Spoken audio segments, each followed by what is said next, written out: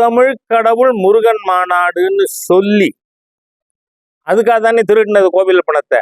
ஆனால் அந்த மாநாட்டு இறுதியில இந்த சனாதன ஹிந்து தர்மத்தின் விரோதி எ ப்ரௌடு கிறிஸ்டியன், நான் சொல்லல, தயவு பண்ணி இங்க கவனிங்க, நான் சொல்லல உதயநிதியே தன்னை சொல்லிக்கிறார், ஐ எம் அ ப்ரௌடு கிறிஸ்டியன்னு.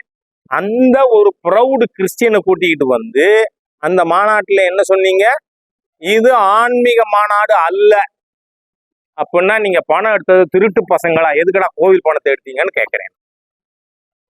அப்ப கேஸ் யார் மேல போடணும்? சேகர் பாபு மேல போடணும். முத்தமிழ் கடவுள் முருகன் மாநாடுன்னு சொல்லிட்டு அது ஆன்மீக மாநாடு இல்லைன்னு பேசின ஹிந்து விரோத தீய சக்தி எ ப்ரௌடு கிறிஸ்டியன் உதயநிதியை கைது பண்ணணும், கேஸ் போடணும். அதை விட்டு முருக பக்தர் மாநாட்டுல பேசினதுக்கு போடுவீங்களா?